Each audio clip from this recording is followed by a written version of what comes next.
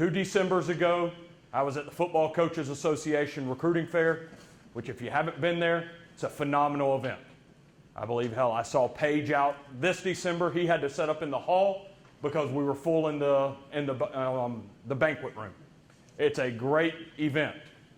Well, we stopped in, said, hey, about that time at Catapult, we had launched a more financially appropriate piece of technology for the high school level. And it's called the Catapult One device, which is just strictly a GPS tracking, monitoring device that we can put on athletes. I said, this would be pretty cool if we could launch this and start it somewhere where I know. So I visited with Coach Roscoe, Coach Boyd. Again, we got around a table. We said, hey, this is what the capability of. Also gave them a little bit of a forecast of where scouting and recruiting is going at the college level. And it is. It's as simple as being able to verify someone's height, weight, wingspan, game speed, also testing speed, which would be a 40.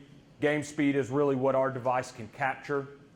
And so we sat down and we talked and we got down to the details of it. And we were like, hey, we can do this. So in year one, we launched at 3 locations.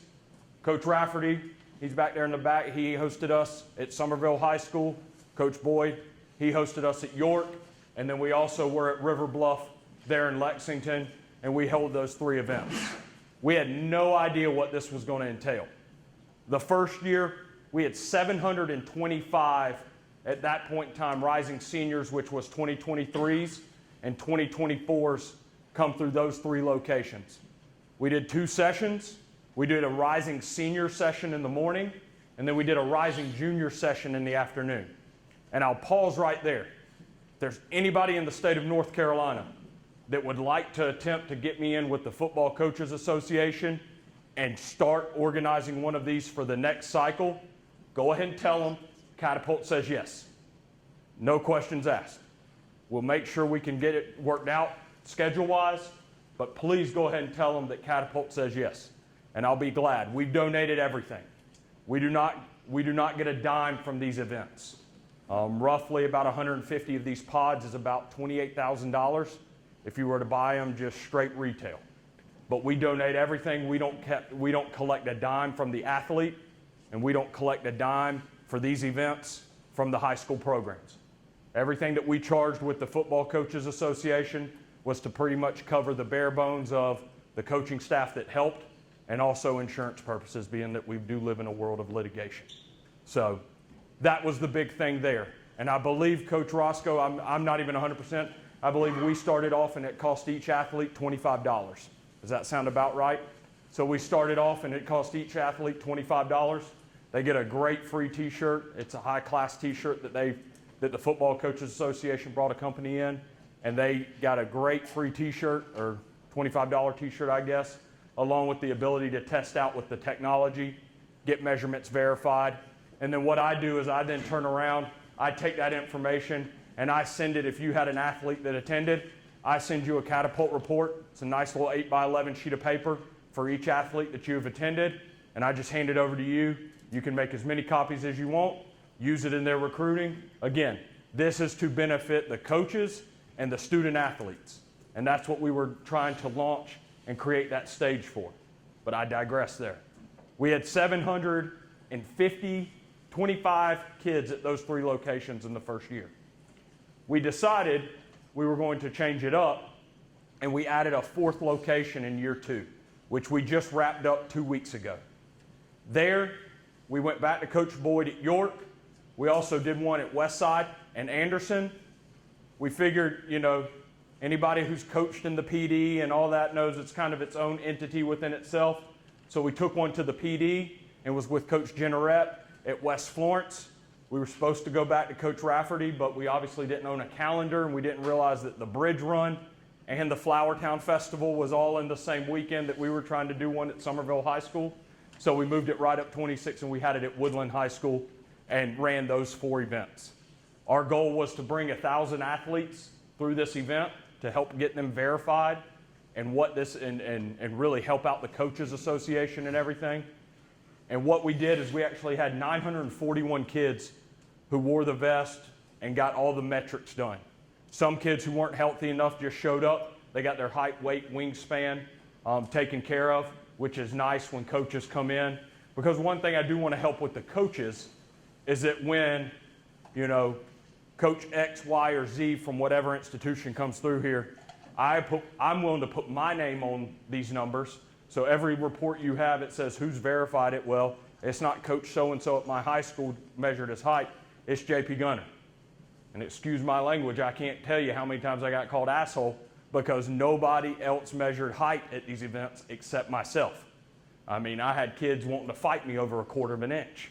I go, Slick, you think you're 6'5"? You probably are in most programs, but on this thing, you're 6'4" 3/4. And so we got a ton of data. What I have seen is that it is, and high school coaches, I would love to have your input. We're always looking to make different wrinkles in the next year's events. And I do feel that it's helped our guys out here in the state of South Carolina.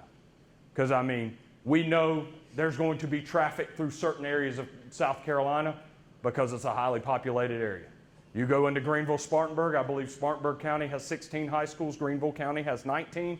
It's easy to get in and out of there as far as a college coach, but not many coaches go through Hannah-Pamplico, But it allows us to put every kid on the state who shows up on the map and push that data to those college coaches. The other thing that we've done and we've partnered with is at the North-South All-Star Game. So, and I don't get into all the inner workings, but really the juniors, the underclassmen, really didn't have what we would call an all-star event or a showcase. So what they've done is they've established the Joanne Langford, which is an underclassmen showcase that is being held at the North-South All-Star Game. Friday night before the North-South All-Star Game. What I told, and probably the man who should also be up here with me who helped organize this event and runs the day-to-day operations is Neil Smith. He's a defensive assistant coach at White Knoll High School. I mean, he is the reason this thing works. I'm a good Indian. He's the chief. So, but the one thing that I told him when we were like, hey, we want to be involved in the Joanne Langford, is I said, we need to make sure that this happens at no additional cost to the athlete. So what that means is that if they get to Myrtle Beach, there's no registration fee. We try and give them as much gear and swag as we possibly can, but we try and do it at no extra cost. The first year that we were teamed up with the Joanne Langford, we had 120 kids come through and participate that evening. If they stayed that night, they got free entry into the North-South All-Star Game and got to hang out at the All-Star Game also. Another great resource that our combines have been for is for the All-Star coaches. So Shrine Bowl coaches, they don't have to come and work it. They can just come, observe, get all of this raw data for them to make a selection, and then North-South All-Star games also. JP, not to interrupt, but yeah. This year alone, I had a kid that is not going to make the complete grades that he needs to make. He got 2 junior college, because they can be at all that stuff. Mm-hmm. He got 2 junior college offers as a junior. Yep. And to let you know also a little bit about the recruiting data side, which is really what I work more in as opposed to the wearable technology side, is every time I reach out to y'all, I'm trying to help y'all out. Spring ball dates, updated coaches information. If you get a new cell phone, shoot it to me. Because we do run a database that these college coaches really lean on to get updated. I mean, I was sitting in the back, earlier today, one of our in-state FCS programs, one of their guys texted me and said, hey, do you have the head coach at Woodruff's cell phone number? Fired it right over there to him. So everything we're trying to do is to benefit y'all as a coaching staff and also your players. But we do, and I say all of that is we have clients all the way up from FBS Power 5 all the way down to junior college and prep schools. So whatever span that your athletes could possibly fall into, we can help them out to maximize their potential on that. So how'd I do time-wise? So you're good. Okay. Give an example, like I think we're at River Bluff and we had a player run a 23 or Yeah. And immediately what happened? Yeah, so, and I'll kind of give you the lowdown, being that miles per hour is such a new speed metric in the space that we live in. And I'll tell you, the company itself, we're Premier League soccer, all the World Rugby League, I mean, they fully embraced wearable GPS. Now wearable GPS has made its way to American football. Where you see NFL, you'll see the Catapult vest. We call it a vest. Most people refer to it as a sports bra. We're working on making it a little bit more fashionable. But you see the vest at the NFL level, FBS football level. You're seeing it now trickle down through all the levels. But most people go, and I think Paige and I, at last year's event, he asked me about one of his wide receivers who I tweeted out the day before and said, man, so-and-so hit 22.92 on the vest. When you look at metrics, and each one has a different makeup of the metric that they want to look for, really where we tell our guys just to give them that 30,000-foot view. Everybody knows what a 4.5 is, what a 4.4 is. Any big boy that we can see in a truly all-out sprint measurement, and they're in that 18 to 19 range, that's moving for a large human being. I mean, that's an 18-mile-an-hour door with arms and legs coming at you for the most part. Your big skill, tight ends, outside linebackers, inside linebackers, any type of that flex athletic type position, if you're in that 20 to 21 range, that's what we've seen as being really, really good. And then anything north of 22, I think this year we had 5 or 6 23-mile-an-hour kids. Now, some of that, they had a pretty, they had a pretty good tailwind behind them, so they were helped out along the way. But if you do see a 23-mile-an-hour pop up, that's moving. And so that's kind of the metric that we've gotten, and it's popped on the radar for some guys. Last year, Coach was talking about, had an FBS client of mine who they wanted to get the verified information. I guess they couldn't wait the next day for it to happen. So they texted me while we were in the afternoon event, wanting all the verified information. And surprisingly, the young man had to go through the whole process of months and months of the recruiting process with this school. And they ended up popping and offering him a scholarship late in the process. And the young man was very lucky and very grateful for getting that opportunity from what seems to be one of his dream schools to go to. What you will see is I'll be out and about. Just a little bit about myself. I live in Charleston, South Carolina. We have sets of these vests that we will travel around in the fall and get verified data on prospects as we go, because you can wear the vest underneath pads. And I will tell you that's probably the most valuable data point that we get from our college clients is what does so-and-so actually perform in the game? Because a lot of our top speeds at the Palmetto Combine Series happens at the 40-yard dash. And we all know how that is. That metric is soon going to be gone because it doesn't necessarily always carry over to football. But we can put one of these devices on, and I can say, hey, player A, B, and C, here's their 5 metrics that we pull off of the device. And again, a lot of people like to see top speed to truly see how fast the kid plays. And so if I do reach out to you, be kind, but I also understand I don't want to be a distraction. And if you do feel that it's a big game or something and you feel it will be a distraction, you will not hurt my feelings. But just understand I probably will come back knocking to see if I can do it maybe on a not as big game. So, but we do have the ability to do that while we're out there scouting and stuff. And I'll get there. I try and get there in plenty of time before pregame, so it doesn't mess up any of your pregame schedule. The last thing I want to do, again, is be a distraction when it comes down to it. But we've seen a benefit with the Palmetto Combine Series. The technology, in the grand scheme of things, it takes the statement, I think, to I know. I think the kid can run.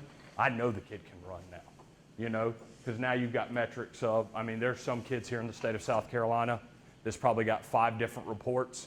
Twice I've seen him in a game. One time last year at the Palmetto Combine Series, he showed up at the Joanne Langford, and then he showed up at the senior combine this past year, along with luckily seeing him 2 times in a game. And again, you can build some consistency through the metric. So the 5 metrics that you really see come off of this thing is top speed, which is the fun one. That's test driving a Lamborghini, But volume, you can see a sprint distance. So you can see overall as much as that kid sprinted throughout the game. And you can also see a total distance. That was one thing interesting. Our scout in Alabama had it on a kid, and he ended up pulling it off of the kid at the end of the game, synced it up to the computer. He goes, "Coach, you may want to watch John Doe." And Coach was like, "Well, what do you mean?" He said, "In pregame alone, the kid went for over 3.5 miles. Literally a combination of walking, running. I mean, if you think about it, your top kids are probably catching kicks. He runs it back to the punter there. He goes, daps up his boy on the other sideline. He's all over the field. And before you know it, his legs have 3.5 miles on them during pregame alone. I mean, so that's some of the metrics that can be captured on this device. You know, different ways of looking at it is you can track how many total football games your kids are playing at throughout the week. So you would go with your style of play. If you're, you know, vertical routes, getting the ball down the field and everything, a game for you may be 7 miles on your high mileage kids, your skill athletes. And everything that we've heard from our sports scientists is, you know, they say roughly 3 to 4 games a week, including your Friday night games. You know, and that can be adjusted, so don't hold me to that, but that can be adjusted. So depending on what style you're playing, you may need to cut back what you're practicing. And so, you know, that's one thing that it can capture is seeing really what mileage you're putting on your kids' legs. So if your team can show up to be the freshest on Fridays.